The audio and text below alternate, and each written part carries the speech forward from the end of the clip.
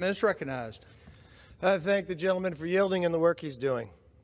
Mr. Speaker, a healthy republic has two basic duties: guarantee free and fair elections and protect life, liberty, and property from violence. Yet two new acts from Washington, D.C. City Council will dilute the vote of American citizens and endanger city residents and visitors. Today, the House of Representatives will vote to stop these acts from taking effect. I urge all my colleagues to support these resolutions. Now, let me start with the voting resolution. Last year, Washington, D.C. passed a law that would give the vote to illegal immigrants. The law makes no exceptions for foreign diplomats or agents who have interests that are the opposite of ours. Under this bill, Russian diplomats will get a vote. Chinese diplomats could get a vote.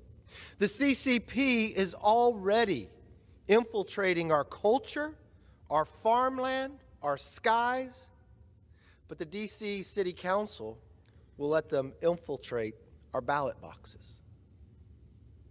Just today, we had a classified briefing for all the members of Congress talking about what the CCP just did last week over the skies of America.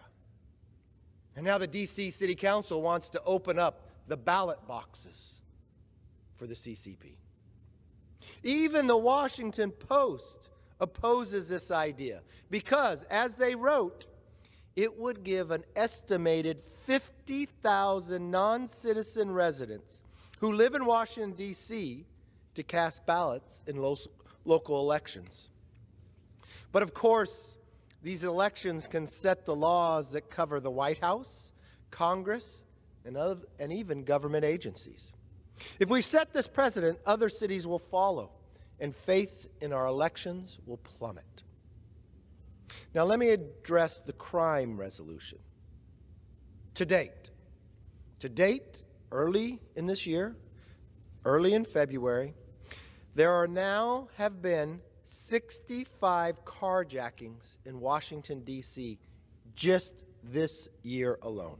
That is more than one every single day. 2 weeks ago, two 18-year-olds carjackers crashed into two Capitol Police vehicles just yards from this floor. The suspects were quickly arrested by the Capitol Police, but tragically, carjackings, shootings, and other crimes have become a reality of everyday life in our nation's capital. In 2020, Washington, D.C. defunded the police. From that point on, the city government has done nothing but pass laws that have clearly made the city less safe. Today, many residents are worried about taking their kids to school or going to the grocery store. But rather than attempt to fix the problem, the D.C. City Council wants to go even easier on criminals. Their dangerous new criminal codes soften penalties for violent crimes like assault, carjacking, rape, and even in most types of murder. If enacted into law, criminals would be treated like they are victims, and victims will be treated like they don't matter. Even liberals like the Washington Post editorial board and Mayor Bowser are against it. In fact, Mayor Bowser vetoed the new law last month. According to the mayor, the law sends the wrong message to criminals and does not make us safer. By overriding the mayor's veto, the city council advanced the interest of radical activists at the expense of those who are forced to suffer the consequences. This is not fair, it is not right, and it must stop. Under the Constitution, Congress, not the city council, has the final say over the laws governing the nation's capital. We have a responsibility to hold Washington, D.C. accountable and stop the new criminal code from taking effect. This is exactly what this resolution does, Mr. Speaker. It's about more than just numbers.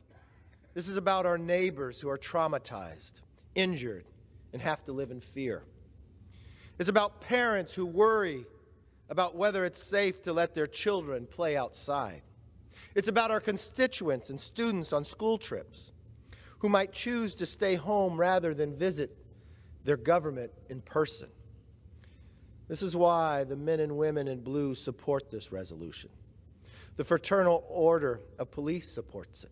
The D.C. Police Union supports it. The National Association of Police Organizations supports it. And the Federal Law Enforcement Officers Association supports it. You'd think the D.C. City Council would listen to the concerns of cops on the beat. They didn't, but Congress will. We will always back the blue, and we will always work to make our communities safer. With that, I yield back. Reserve. Gentleman reserves time. Gentleman from Maryland. Thank you very much, Mr. Speaker.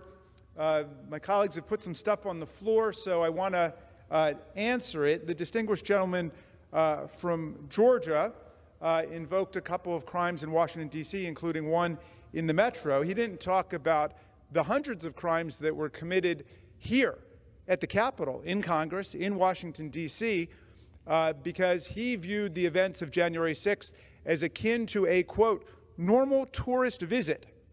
And now he dares to lecture the people of Washington, D.C.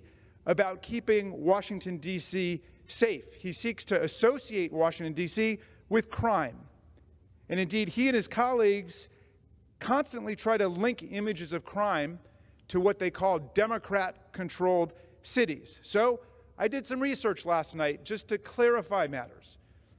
The 7 states with the highest murder rates in 2020 all were states that were majority for Donald Trump in the 2020 election.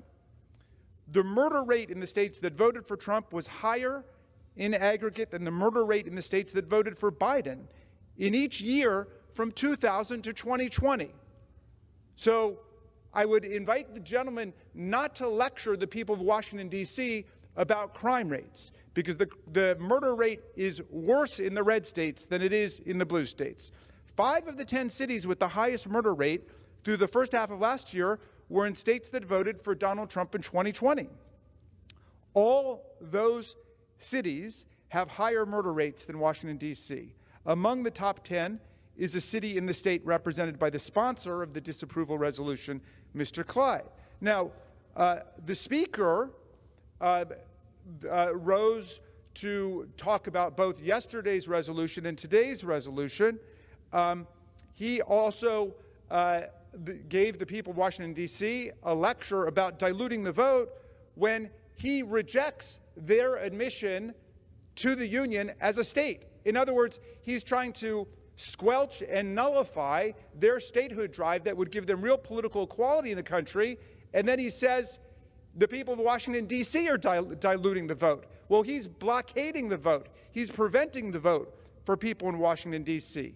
And then he joins the chorus denouncing crime in Washington, D.C., which is suddenly of concern to them. I had not heard them mention that before. Well, it turns out that Bakersfield, California, has one of the highest crime rates in America, recently described as one of the top 10 deadliest cities in America for its size, and its crime rate is higher than that of Washington, D.C. And yet, we're going to take this opportunity to kick around the people of Washington, D.C. Why? Because they're vulnerable, because they don't have voting representation in the House, and they have no voting representation or voice in the U.S. Senate. That's a scandal from the standpoint of democracy. But instead of trying to solve that problem, my colleagues instead want to use the people of Washington, D.C. as a whipping post, as a piñata, something to kick around. And I just think that that's outrageous, and it's wrong. You know, on January 6th, when we were attacked at the Capitol and in this chamber, there were hundreds of residents of Washington, D.C. who worked for the Capitol Police, who worked for the Metropolitan Police Department, who worked for other police forces, who came here to defend us. They came to defend the Congress that they are excluded from. You talk about patriotism, That's patriotism. And these people have a real grievance, a valid grievance, not an imaginary, fake, counterfeit grievance like a presidential election, which they still claim Donald Trump won, even though their arguments were rejected in more than 60 federal and state courts. And Trump lost that election by more than 7 million votes, 306 and 232 in the Electoral College. I'm glad you're nodding over on that side of the aisle, because these facts are indisputable. And yet still, they indulge the follies and the fantasies and the pathologies of Donald Trump. That's what they do instead. And they try to kick around the people of Washington, D.C., who defended us as patriots on that day. And there are veterans in Washington, D.C., and we'll submit these for the record, who have demanded their voting rights and demanded admission as a state. And yet they dare to lecture the people of Washington, D.C. about what to do with their democratic rights. I reserve.